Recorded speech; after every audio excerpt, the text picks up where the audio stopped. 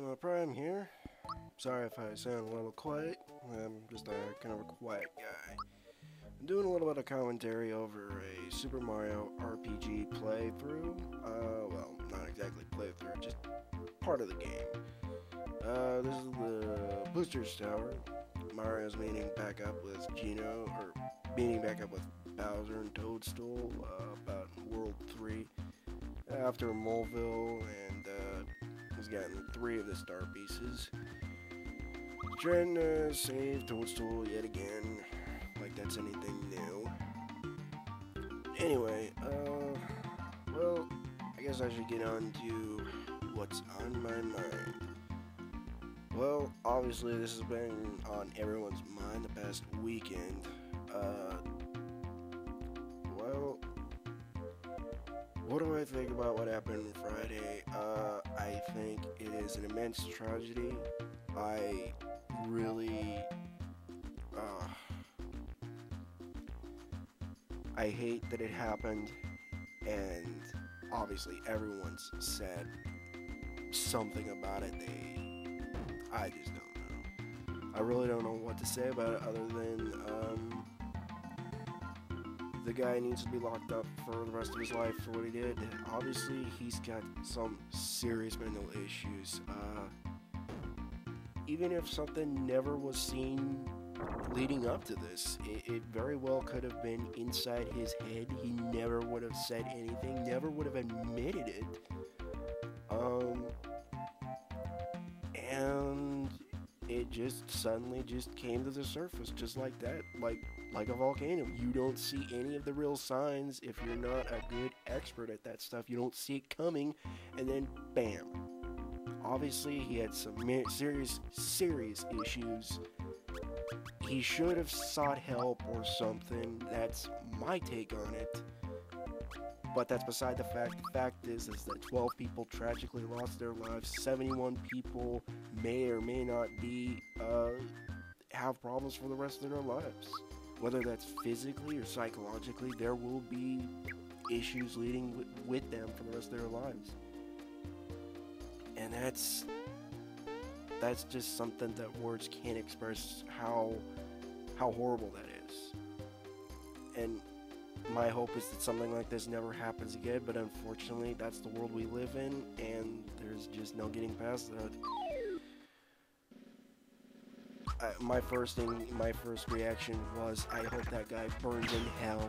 I hope that guy, he deserves the death penalty. But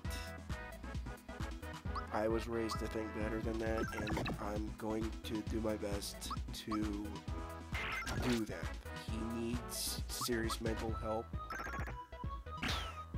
Killing him is not going to bring any of those people back. As much as we wish that this hadn't happened, that this could have been prevented, it wasn't. So my hope is that something like this is prevented from happening again. But anyway, I'm moving on from that, obviously. Oh, Super Mario RPG has been a game that I have loved since I first got it. I believe, if I remember correctly, me and my brother were pretty young at the time. I think I was maybe 10, he's like 2 or 3 years younger than me. We saw this game coming out, and we thought, we gotta get this game. But there's just no way that our parents are going to buy this game for us, even if it was like, what, $50 or something like that at the time. I don't really remember exactly. But him and I decided, hey, why don't we go together on this game? You pay for half, I pay for half. And that's exactly what we did.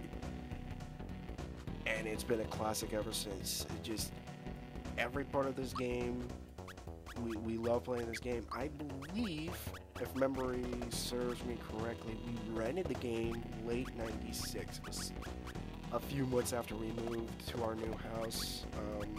Originally, I lived on the west side of town, and we ended up moving to the east side of town. Bigger, better house, everything. We rented this game fall of 96, and we just fell in love with the game. It was just like, we never played any kind of Mario game like it. Very unique game, but we could never really get to Mushroom Kingdom. We kept losing against Krakow. It took some strategy back then for us to figure out, oh, we need to do such and such, beating him. And when we ended up buying the game, I believe spring/summer of '97, instantly started getting better and better at the game. We figured out, okay, we need to do such and such. You need to have a certain number of revival picking-ups, a certain number of flower point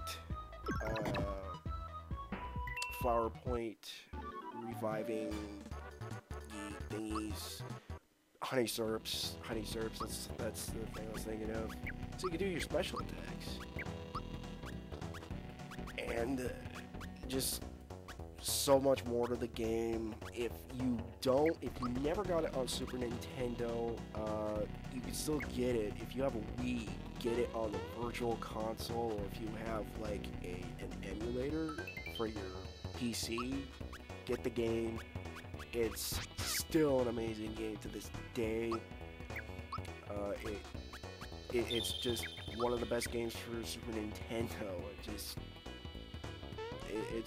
It's a really awesome game. You know, obviously you got Mario. He specializes in jump and fire attacks.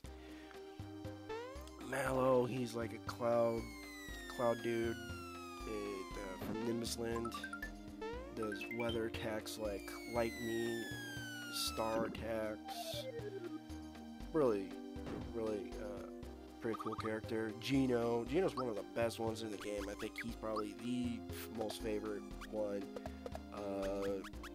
He's like a star being, but he takes the form of this kid's doll.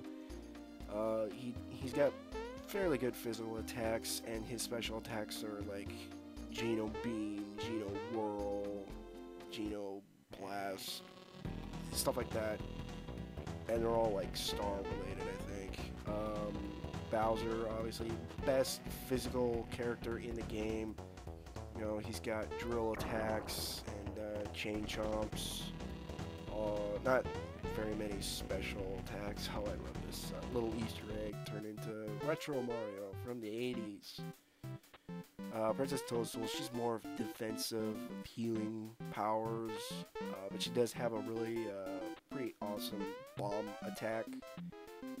The frying pan, that's where the reference came from in future games like Super Smash Brothers. She got the frying pan from this game, although in this one I think it's like iron plate.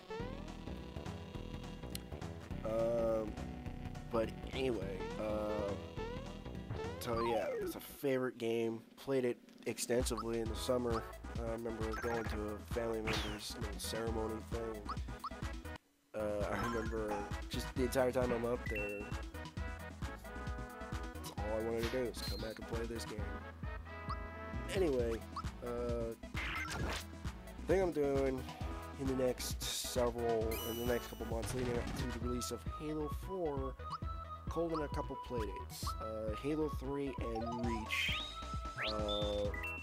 I don't have all the details worked out yet, but as I work them out, as I figure them out, I will let everyone know. Easily, I'm probably going to be doing another commentary. This may be something that I do more often. I'm hoping I do more of these little commentaries more often, you know. Some big news in the real world or gaming comes up, I will definitely get it out to you guys. Let's see, games that are coming out that I'm looking forward to myself. I am not looking forward to Call of Duty Black Ops 2. Really? I'm not even gonna go into that. There's just so much with that whole game series. It's so conflicted over whether you love it or you hate it. That's a description for another day, another time. Not today. Games I'm looking forward to. Transformers Fall of Cybertron. I loved War for Cybertron back in 2010. I played that extensively, thoroughly through the summer, and I had it pretty much maxed out, multiplayer, maxed out to 100 by mid-2011. And after that, I would go back and play it every now and then. One of the few multiplayer games I actually look forward to going back and playing, even though some people I mean online. But yeah, you know what I'm talking about when I make that kind of reaction. But yeah, Fall of Cybertron, August 21st. Looking forward to that. Borderlands 2, like that even needs any kind of referencing, any kind of stating. September 18th. We know how good the game was in 2009. We know how good the second one's gonna be. So if you play the first one, get the second one. That's all I need to say about that. Gino levels up. Go with HP because his HP is pretty low. Stupid, I know. In October 3rd, we have Sonic Adventure 2. I'm a huge fan of the Sonic series. You'll probably be seeing some form of videos in the future with him in it. October 3rd on Xbox Live Arcade and PlayStation Network. And Doom 3 BFG Edition gets a re-release on Xbox 360 on October 16th. Looking forward to that. Some sort of Halo or some sort of Halloween games on Halloween, you know. And then, of course, Halo 4 on November 6th. Looking extensively forward to that. So, anyway, that's all I got time for. Stay tuned for part 2 of Booster's Tower, and I will see you next time. Kazuma Prime, out.